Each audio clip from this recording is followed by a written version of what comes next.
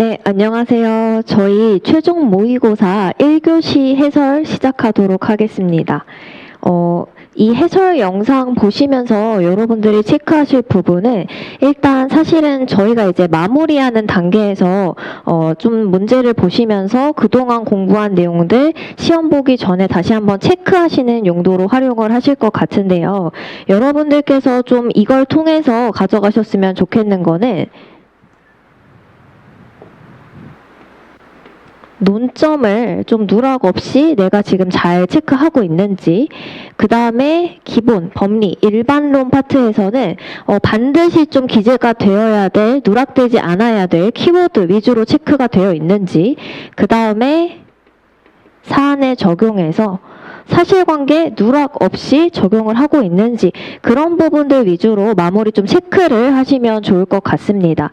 그래서 문제 푸실 때 연습하셨겠지만 저희 이제 시험지를 받으면요 이상이 있는지 확인을 하라고 하는데요. 그때 여러분들께서 이제 시험지 쭉 넘기시면서 확인하실 부분은 이 마지막 부분이죠. 그리고 실제 시험 시작해서 이제 문제를 푸실 때에도 마지막 문단을 먼저 보시고 여러분들이 하셔야 될 일은 쟁점을 잡는 것. 그래서 시험지 슬쩍 봤을 때 이게 혹시 쟁점인가? 라고 생각하시고 그것에 대한 목차를 한번 복기해 보신 다음에 시험이 시작하면은 마지막 문단 읽고 위로 올라가시면서 쟁점 확정하신 후에 잡으실 수 있죠. 그리고 이 쟁점을 체크해서 미리 목차를 좀 복기해 보시는 것의 취지는 이 쟁점이 문제에 나온다면 이런 것들을 실제로 기술해야 될 수 있는데 사실관계를 보니 이런 것들은 내가 쓰고 이런 것들은 빼야겠다. 문제를 읽으시면서 대략적으로 강약 조절을 하도록 좀 연습을 하시면 좋을 것 같습니다.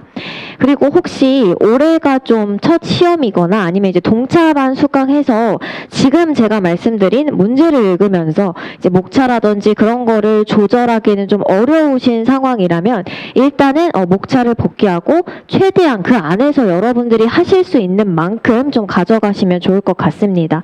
그래서 마지막 문단 한번 읽어보시면요. 갑은 근로계약서상 연장근로수당에 대한 약정이 근로기준법을 위반하여 무효이므로 실제 근무한 시간으로 근로기준법에 따라 계산된 연장근로수당과 자신이 받은 정액의 연장근로수당 사이의 차액을 A회사가 지급할 의무가 있다라고 주장한다. 갑의 주장은 타당한가? 이렇게 물었는데요. 사실 여기서 연장근로수당에 관한 약정, 그 다음에 정액의 연장근로수당과 근로기준법과의 차익을 지급해라. 주장이 타당하냐라고 물어봤을 때 여기서 특별한 게 없다면 혹시 포괄임금제에 대한 문제인가? 라고 생각을 하실 수 있고요.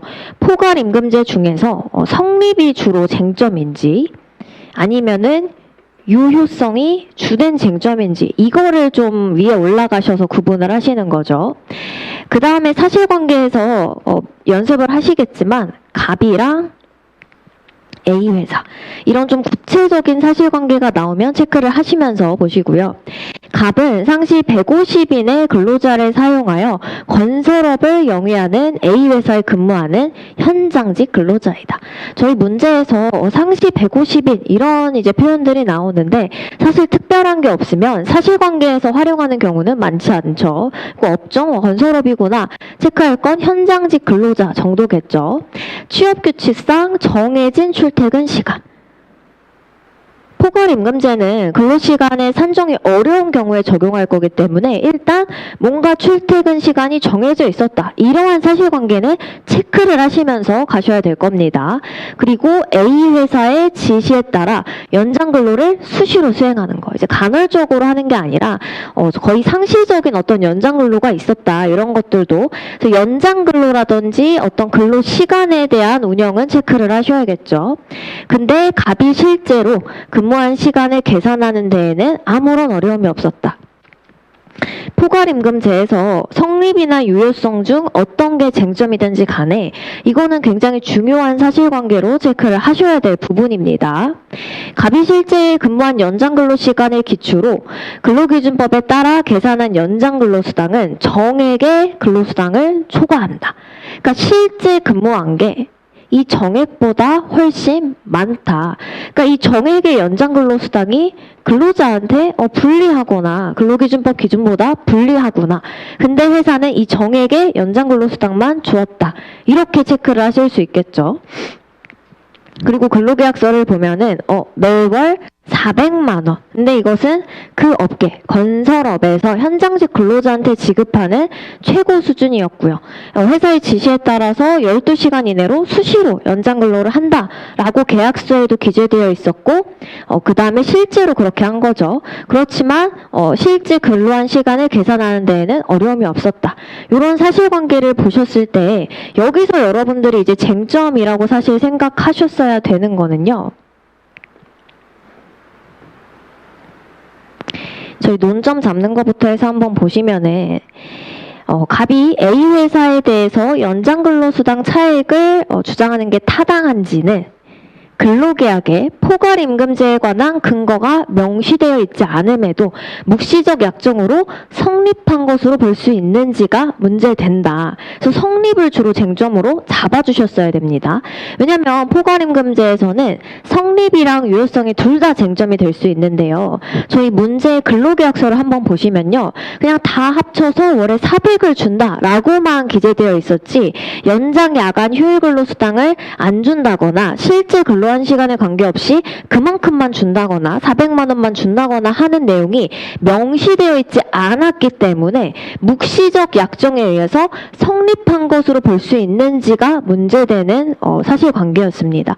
근데 만약에 근로계약서에 명시적으로 근로한 시간에 관계없이 이렇게 지급을 하겠다라거나 아니면은 이만큼만 지급을 하고 추가 수당은 없다. 이런 식으로 내용이 명시되어 있다면 성립된 것이니 성립에 대해서 간략하게 검토하고 유효성에 대해서 주로 검토를 해주실 수 있겠죠.